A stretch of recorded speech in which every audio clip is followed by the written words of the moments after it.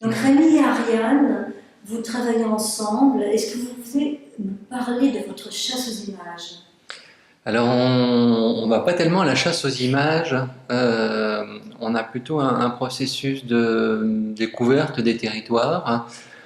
On marche de longues heures et tout simplement on se donne un point d'arrivée et sur le chemin qu'on emprunte, il y a des choses qui nous intéressent et qui suscitent des images qui deviendront peut-être après des photographies qui seront inclus dans une série ou bien plus tard, parce qu'on a un travail qui prend bien souvent du temps, plusieurs années. Le travail qu'on va finir à Nice, à la Villa Arson, c'est quelque chose qu'on a commencé il y a 3 ans ou 4 ans maintenant. On a laissé mûrir et les images qui ont été faites il y a quelques années, on les relie aujourd'hui pour peut-être leur donner un sens ou leur donner une lecture aujourd'hui. On se disait que finalement la question du rêve était très importante. Arriver à décoller la question du visible, c'est-à-dire qu'on se promène, on s'arrête, on regarde, on fait une photographie. Et cette photographie de ce visible, il faut qu'elle arrive à dépasser la question de la représentation. Il faut qu'elle arrive à nous emmener vers d'autres choses qui sont, je parlais du rêve, mais cette idée peut-être de l'innocence ou de retrouver des sensations très instinctives, être un peu comme des animaux qui se confrontent à de la nouveauté, voilà, qui manifestent leur joie. Ce qu'on fait à Nice, ça a beaucoup attrait aussi à l'exotisme, très peu à la ville. On ne monte pas du tout la ville, on monte toujours un décalage à la fois du temps, euh, de l'espace, et on aime bien brouiller ces pistes. Voilà, donc travailler sur la notion du temps. Et... Moi, je dirais que je sais pas exactement ce que je vais chercher, mais je sais que je sais au moment où je le trouve. Et c'est une relecture qu'on va faire longtemps après, qui nous révèle un petit peu ces choses-là à nous-mêmes. Je dirais qu'on va pas, on cherche pas la représentation des lieux, ça c'est sûr. On cherche pas à représenter un lieu, c'est pas quelque chose qui nous intéresse. En revanche, on essaie de projeter une émotion qu'on a nous au moment où on fait la photographie. On va la faire parce que tout d'un coup il y a quelque chose qui nous touche en rapport avec notre passé. Enfin, toi tu parlais de ça. Il y a des questions qui reviennent systématiquement, la question du temps, je crois la question de la mort qui est très présente aussi en filigrane dans notre travail. Des choses comme ça qui sont pas immédiatement visibles dans l'image quand on la regarde au premier abord, mais qui finalement s'imposent par des voies détournées. Je crois qu'on est toujours sur un décalage en fait. Nous, on va chercher plutôt ça, le décalage. Il y a cette question de la beauté. Tout d'un coup, les petites choses, l'arrière d'un jardin, l'arrière d'un hôtel, le côté d'une plage, on découvre finalement ce qu'il y a de la patine, ce qu'il y a de l'usure, ce qu'il y a vécu. Et cette question de vécu de patine, elle est importante dans notre travail parce que on se rapproche assez souvent de la peinture, la question du glacis, de la composition, cette précision à la fois de la composition dans une peinture mais dans une photographie, cette composition, cette description au scalpel qu'on fait du visible, elle permet de récupérer cette histoire de la beauté, hein, des petites choses, la lumière sur les choses. Hein. Bien souvent, c'est la lumière qui fabrique les endroits qu'on regarde. Ça peut être un tronc d'arbre, une Vespa derrière une grille, avec la mer derrière. Tout d'un coup, on arrive à... On est beaucoup dans cette idée de l'exotisme, du fantasme, du déplacement des territoires.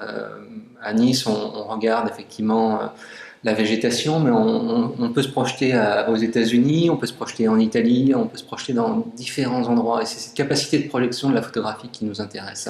Pas de représenter ce qui est visible. Alors, le hors-champ est aussi important, les odeurs, et tout ça doit être assez fort dans les photographies qu'on récolte pour pour être incluse dans un travail photographique. Je crois que c'est la poésie des choses qui nous intéresse à travers aussi les matières, les textures, ces choses-là qui nous plaisaient aussi notamment en peinture. La couleur aussi est quelque chose qui va nous attirer. Et nous, on travaille sans a priori, sans avoir un projet défini. Au départ, on ne sait pas ce qu'on va croiser, rencontrer. Ce qu'on cherche n'est pas nécessairement visible, mais il doit être rendu visible à travers nos photographies. Il ne s'agit pas de décrire un lieu, mais d'aller dans cette recherche. Je pense qu'il est assez poétique de la matière, du vivant à travers le paysage, parce que ce qui nous intéresse, c'est la petite plante qui pousse, la mousse, c'est toutes ces petites choses qui ne devraient pas forcément être là, auxquelles on ne prête pas forcément attention et qui tout d'un coup prennent une dimension, je crois, poétique pour nous. Ce qui nous intéresse, au fond, tu disais la petite plante, c'est la fragilité de la vie. Hein. On n'est pas sur des choses qui sont stables, on n'est pas sur des choses qui sont...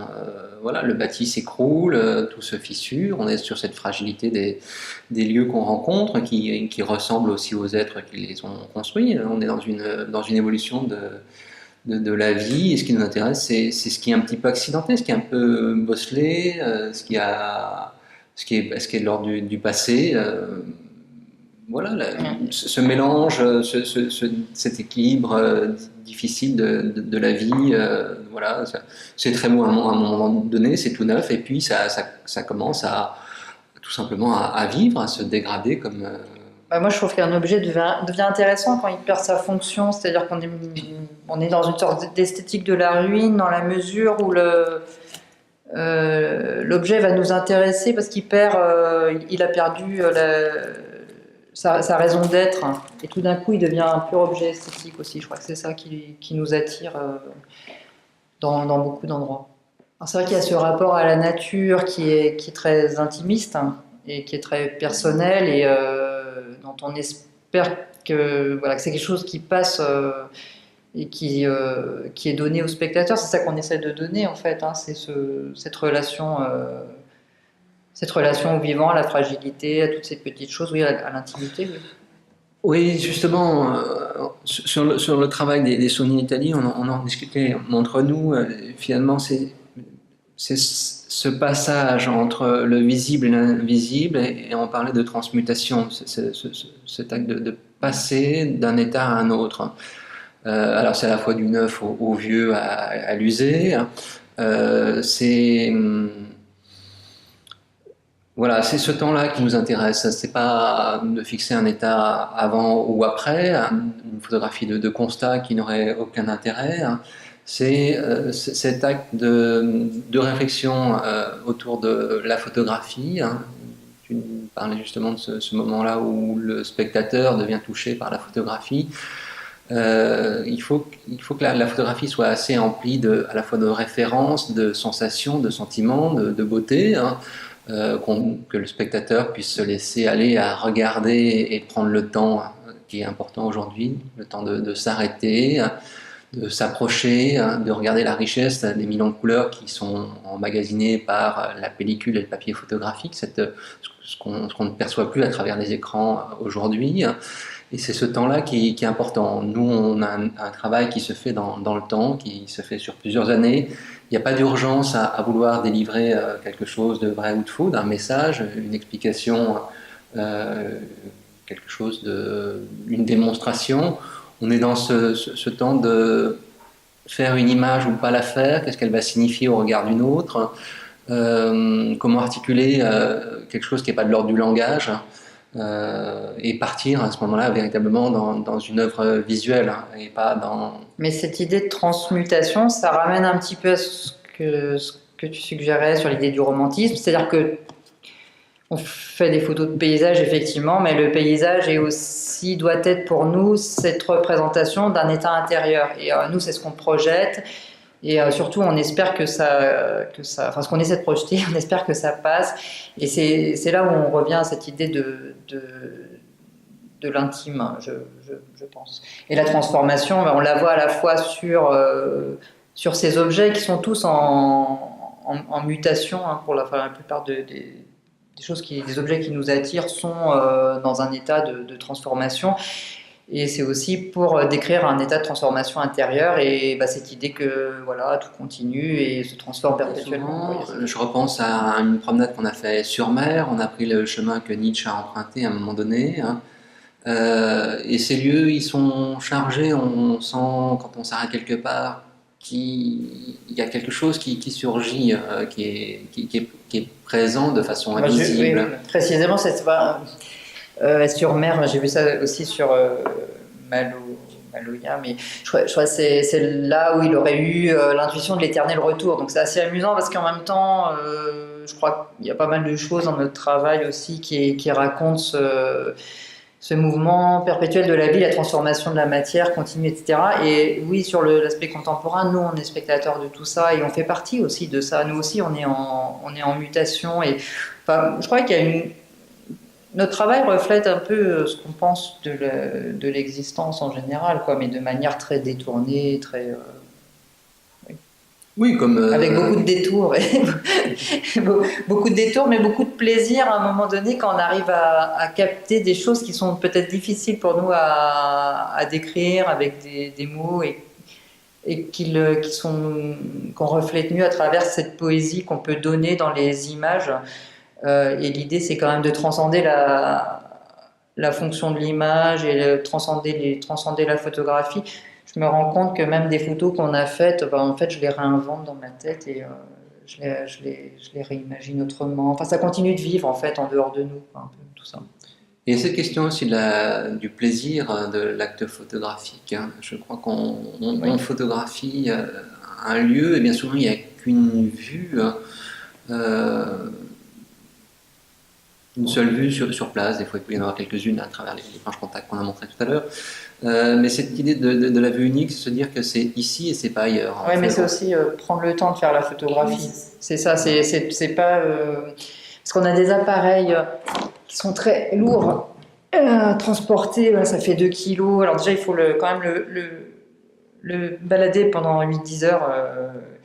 Et puis ensuite, ça oblige à le tenir et à regarder vraiment dedans.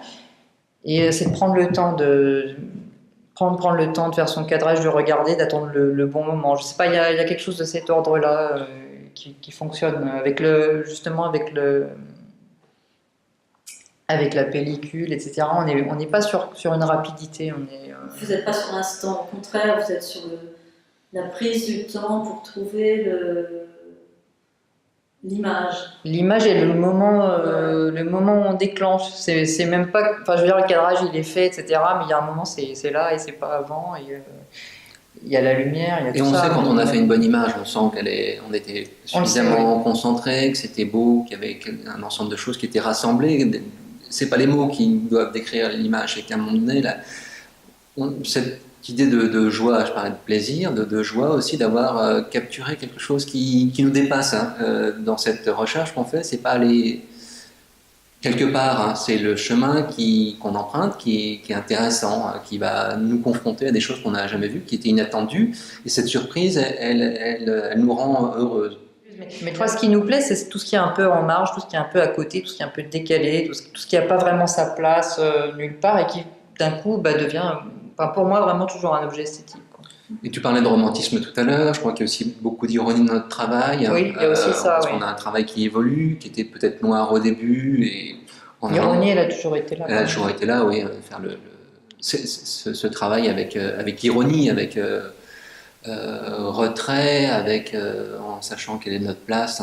Disons qu'on a un rapport assez complexe à ces objets, parce qu'à la fois ils peuvent être beaux et en même temps ils peuvent être ridicules aussi d'une certaine manière, et ce qu'on peut trouver beau, et aussi il y a aussi une sorte de laideur. Enfin, on est un peu sur ces objets un peu pas très bien identifiés, quoi. Et vous aimez bien un peu tout brouiller, comme là par exemple vous avez mis en négatif, hein, c'est ça? Alors là, oui, ça. Oui. Moi je ne connais pas trop les termes, mais bon. Voilà, vous aimez un peu aussi travailler, brouiller. Brouiller les pistes, et par exemple, sur cette image précisément, on reconnaît un petit peu la construction des affiches c'était Touristique, des offices du touristiques du début du siècle, voilà. Et l'idée, c'est de retrouver un peu cette idée-là, mais d'aller un peu au-delà aussi. Il y a beaucoup de références, il y a toutes sortes de codes qu'on maîtrise pas forcément immédiatement au moment de la photo, mais on sait qu'on fait la photo pour ça, en fait, on s'en rend compte après un peu. Oui, puis ce qui est intéressant dans la photographie, c'est la polysémie, hein, la lecture multiple des sens. On aime bien parler de musique aussi quand on parle de nos photographies, de peinture, de sculpture, de gravure. Voilà, c'est ces connexions entre les images et l'histoire de l'art aussi qui fait que ça donne une poursuite à ce qui a été fait. La photographie, quand on en voit énormément aujourd'hui à travers tous les réseaux sociaux, les médias télévisuels, de la presse, tout le monde est capable de faire de la photographie, enfin de la photographie, tout le monde est capable de faire des images. La photographie, c'est assez difficile finalement à faire, et donc quand on est face à quelque chose qu'on regarde, tout d'un coup, ça a un sens, hein. Et c'est ce sens qui est important. C'est pas. Oui, mais il y a un émerveillement aussi. Oui. Je pense que nous, si on continue, c'est parce qu'on cherche cet émerveillement aussi, parce qu'on sait que ça va se reproduire. Et quand on tire la photo, on a à nouveau un émerveillement de redécouvrir l'image qu'on n'avait pas vue, parce que nous, on est derrière notre appareil et tout d'un coup, on découvre l'image. Bon, avant, on a scanné les négatifs, etc., mais quand on est avec le tireur, on la découvre pour la première fois. Et puis ensuite, c'est encore un autre plaisir de les montrer et puis de voir les gens émus devant, qui ressentent ce que nous, on a ressenti déjà 2 fois avec ça, quoi. Et je crois qu'il y a cette idée aussi de partage, de don, qui est importante aussi pour nous, d'aller donner ce qui fait que, je sais pas, qu'on arrive à dessiner un monde où on a envie de vivre aussi, hein. C'est un peu ça aussi. Je crois un des buts, une des raisons pour lesquelles on fait ce métier, c'est aussi pour se dessiner un monde dans lequel on peut vivre heureux, peut-être. Oui, ou en tout cas avoir des fragments comme ça qui nous permettent de se projeter ailleurs, dans un autre temps, sans vouloir renoncer à celui dans lequel on vit, hein. C'est pas pour le fuir, mais c'est tout d'un coup pour ouvrir des boîtes qui sont aujourd'hui, je pense, complètement fermées. Cette question de l'imaginaire, elle est complètement bridée, de pouvoir se projeter ailleurs, d'avoir cette volonté d'avancer, voilà. Et elle est importante aujourd'hui en donnant des images ou des fragments de lieux, hein, dans lesquels il va pouvoir se passer quelque chose. Cette possibilité de projection est importante.